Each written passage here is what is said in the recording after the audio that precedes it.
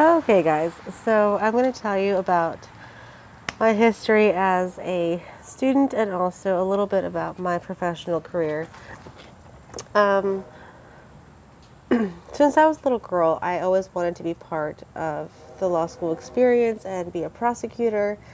And so it's kind of embarrassing to say, but I loved SVU as a kid, and I always wanted to be Alex Cabot because she was so cutthroat on the show, and I thought that could be me. And I was also really good at social studies, so my whole focus when I was in middle school and high school was I want to go to law school. I want to be a prosecutor so badly.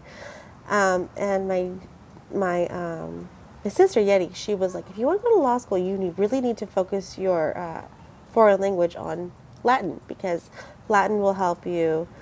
It'll help you with your vocabulary. It'll help you understand legal terms. And so that's what I did. And also, everyone was talking about building up your resume while you're in high school. You have to do as many extracurricular activities as possible. So when I was in high school, from the beginning of my freshman year, I was in Latin club for 4 years where I took Latin, but I was also an officer. I was the historian, so that means I got to take pictures for the entire Latin club. I was part of track because, you also have to have sports.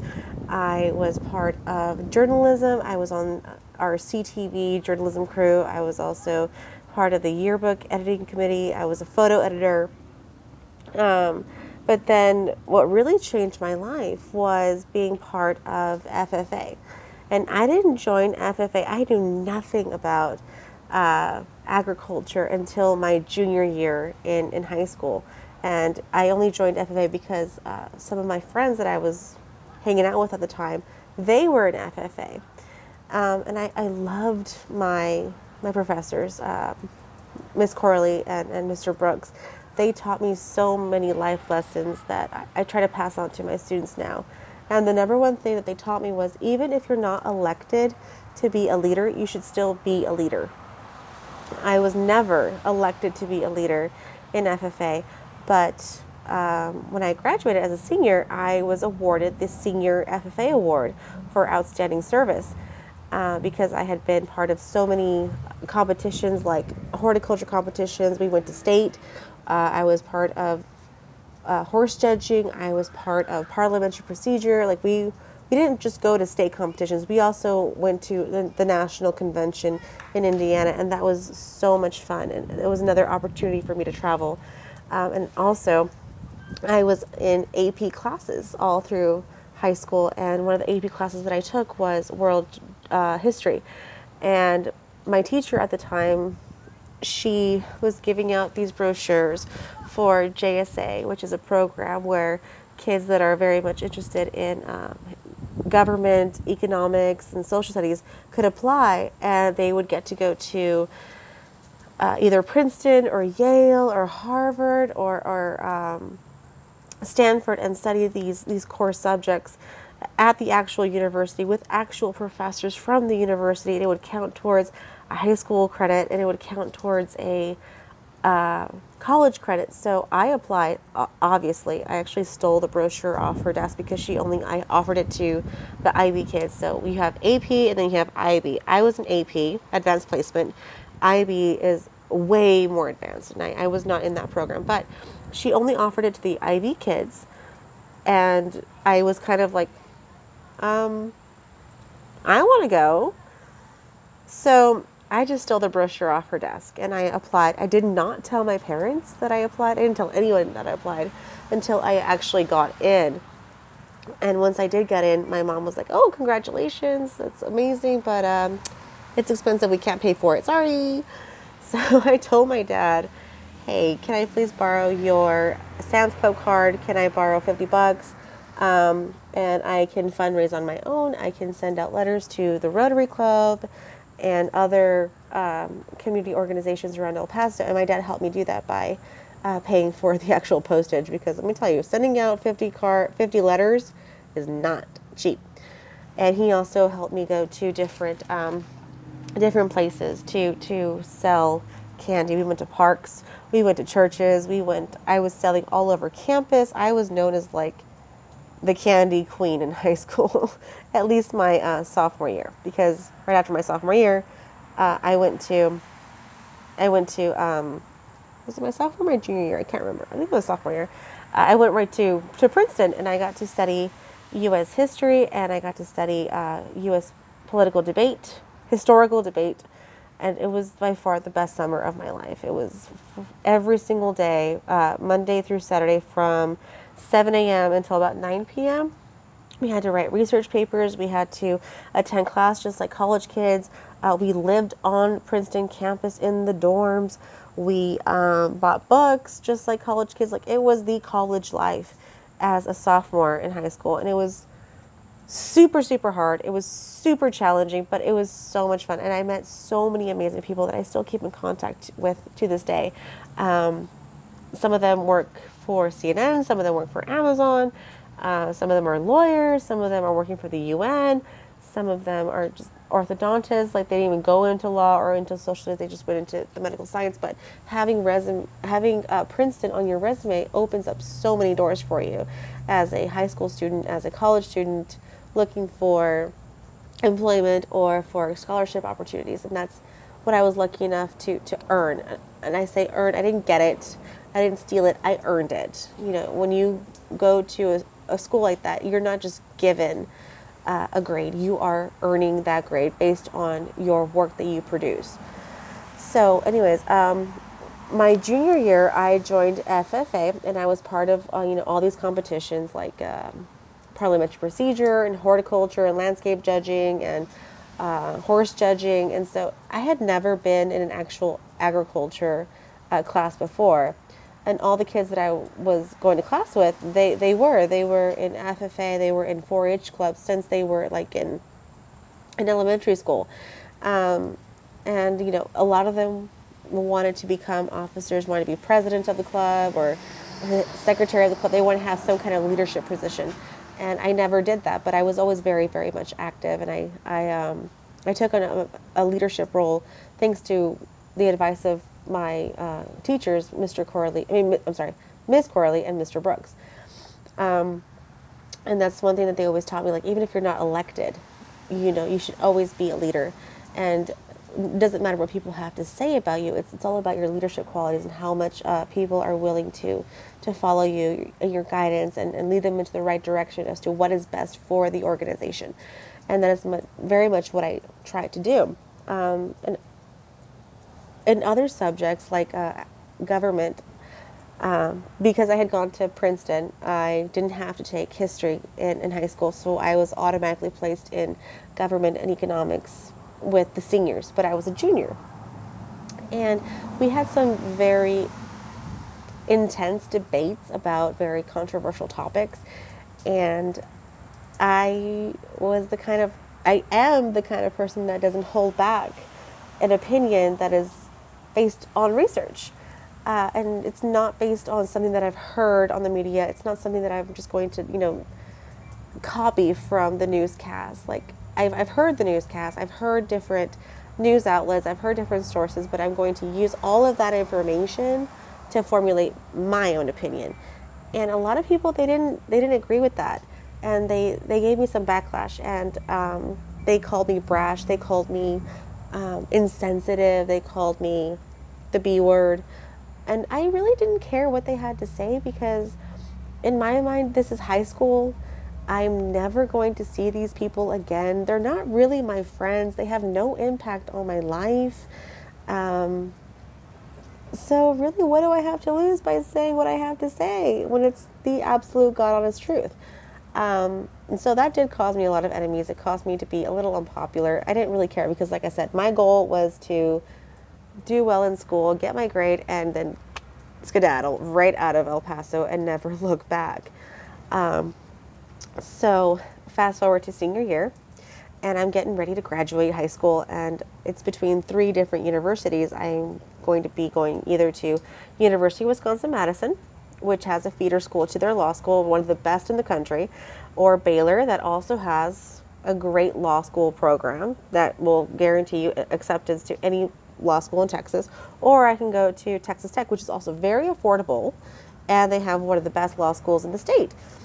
My parents are not doctors and lawyers. They couldn't, like, you know, afford it on their own. So I had to take out student loans. I had to take out scholarships. I was awarded grants based on my parents' income, and I made it to Texas Tech. And I remember the first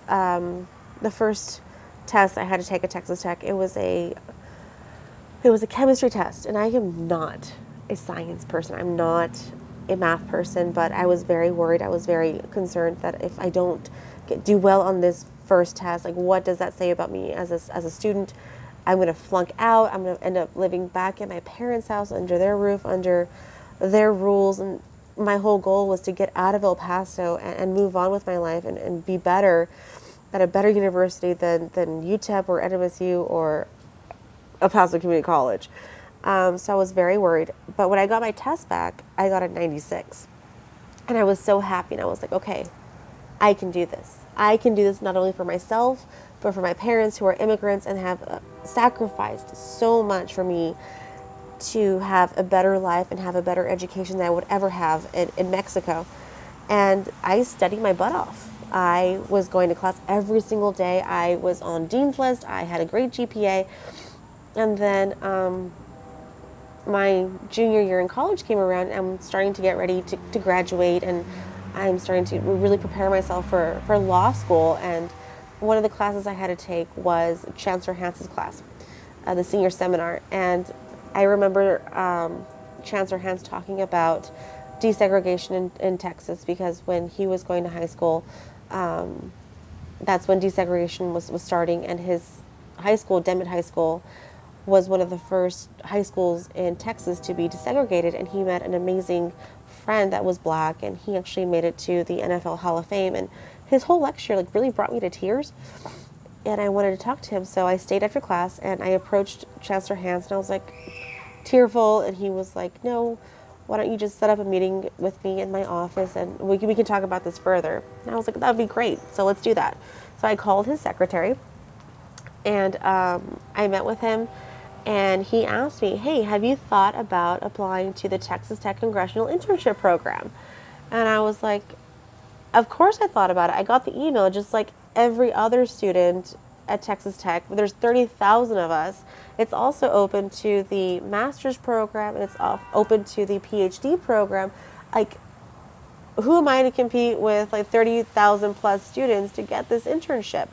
And he was like, you need to apply. And so I did. I applied. Chancellor Hans agreed to be my mentor, and he really helped me out.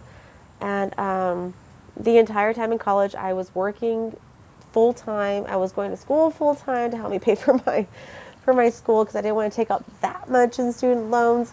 But I think it was thanks to him that I ended up getting accepted into the Congressional Internship Program. And then when I did, I had another meeting with him, and we were talking about it, and he was like, you need to work for Senator John Cornyn out of Texas.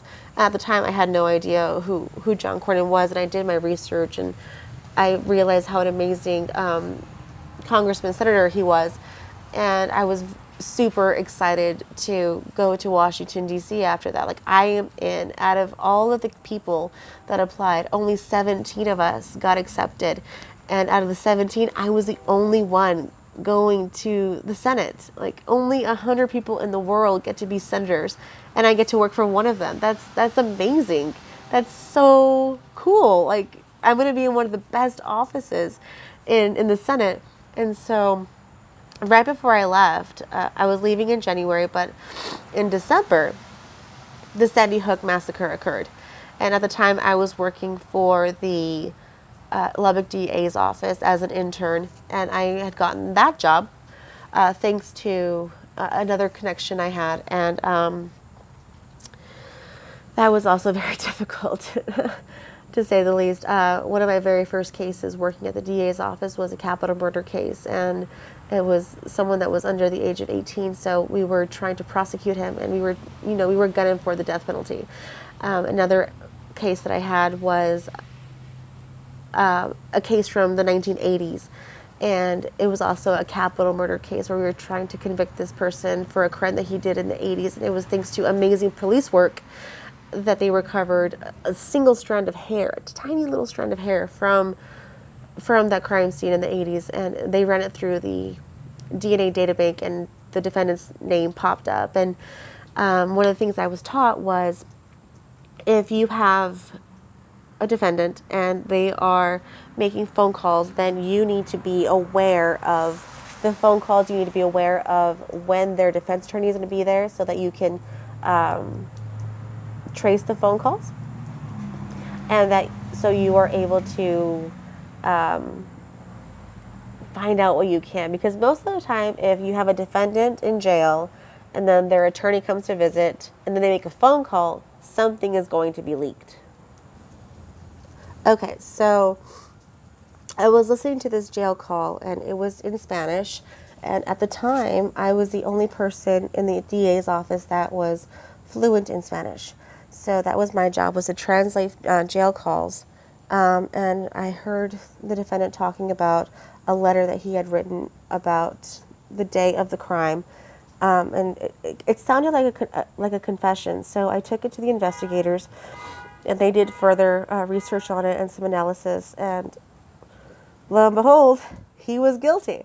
So it was a slam dunk case to get a conviction that he was guilty on capital murder. Thank goodness. But anyways, back to Washington, D.C. It was in December. I was getting ready to leave, and the Sandy Hook massacre occurred. I'm not sure if you know about the Sandy Hook massacre. It was a gun shooter at a elementary school, and a lot of little kids died because of a mass shooter. And so I knew that that was going to be the number one thing on the agenda when I got to Washington, D.C. as far as gun control. And I got to be there for the hearings. I got to be there with the Senate. It was amazing. Like, nothing came of it because, of course, it's very difficult to change the Second Amendment and put any regulations on people buying guns. But either way, it was an amazing experience just to be a part of that hearing, like straight off the bat when I first got to Washington, D.C. And then I got very close to Senator Cornyn's Judiciary Committee. And the Judiciary Committee is a very prestigious part of Cornyn's office.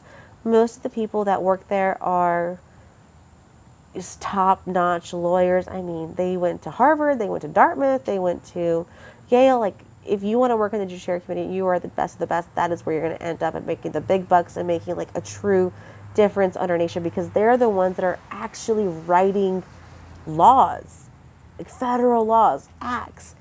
And so I was lucky enough to work with them, specifically with one general counsel, a lawyer, Noah Phillips, who just so happened to be Jewish. And at the time, I was looking to convert to Judaism, and I also found out that he had a daughter.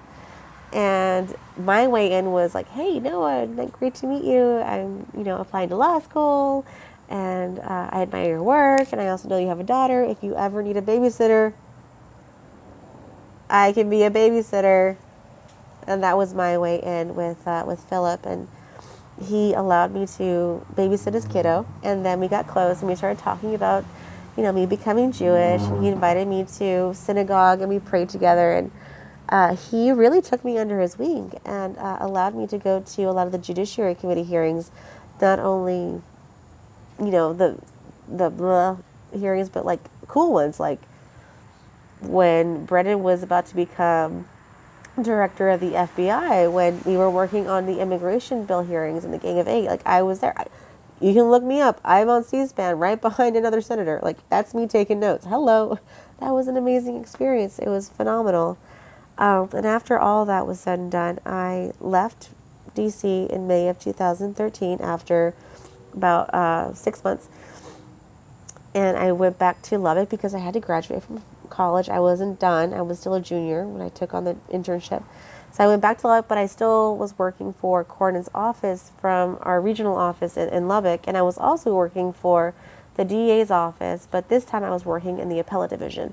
And the appellate division, what they do is they take on cases from people that are trying to get out of jail, And my job was to write essays as to why they need to stay in jail. They don't deserve to be free. Like, you did the crime, this is why, this is why, this is why, and you're going to stay in jail. That was my job, to write those essays, and it was going to be presented to the higher courts in Texas.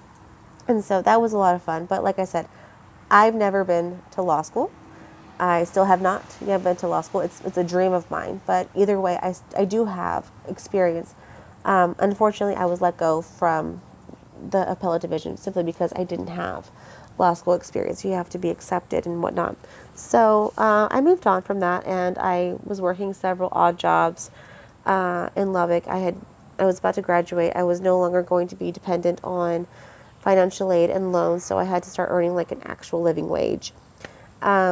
I worked for a furniture company for a while. I worked for a technical college for a while. That didn't work out.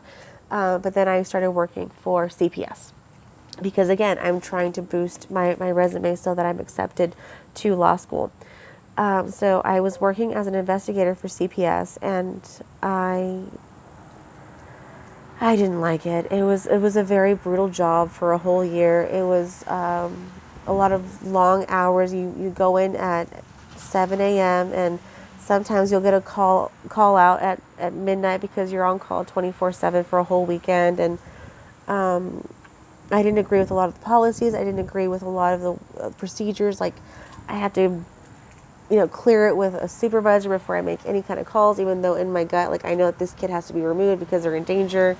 And then my supervisor wouldn't pick up, and is the courts, and it was a whole mess. It was a complete mess. And so I left, and I started working for a rehab facility as a juvenile drug and alcohol prevention specialist. So my job was to go to different schools, like alternative schools. Those are the schools where the bad kids go to as like their last chance. I was also at the juvenile detention centers giving these classes, and other schools in the surrounding area of Lubbock. And I was, teaching the kids the dangers of alcohol and drugs. And I remember I was at a high school in Shallow Water, whatever, it was right outside of Lubbock. And I was telling the kids the story of my cousin Caesar, who had died in a motorcycle accident in 2009, right before I went to college. And I know that he was drinking that night, and I knew that had it not been for the alcohol, he might still be here with us. The story goes that he was out with his friends, and he was on his motorcycle. He was speeding down a street, and his helmet was loose. He didn't buckle the chin strap just right, and he hit a pothole, and the helmet slipped off a little bit. It snapped his neck, and he died. And so as I'm passing around the picture of Caesar and I together at my cousin's wedding, this little girl, she was like, I know him. And I was like, what? No, you don't. Like, you weren't even born when this happened. She's like, no, I know him. There's pictures of him on my brother's wall. Like, there's photos of my brother and him together on my brother's wall. And I was like, who's your brother? So she told me the name, and I called Caesar's brother, Ricky. I was like, hey, do you know so-and-so? Oh, yeah, we used to party with him all the time in Myrtle Beach. He was a great guy. And I was like, his little sister has pictures of you, Caesar, and him on his living room wall. Like, how small of a world is this? And at the same time, I have my coworker, Gisela. She was telling me, have you ever thought about being a teacher? And so it kind of clicked in my mind of like, I think Caesar is trying to tell me something here, or this is like a really strong sign of like, maybe I should be teaching. So I applied to be a teacher in October. I got a job in December, and here I am, still wanting to go to law school. And I thought teaching would be a great way to get rid of my student loans, because if you teach for a certain amount of years, some of your student loans are forgiven. And so here we are, teaching social studies to a bunch of rowdy middle schoolers while trying to go back to law school. And that's my story.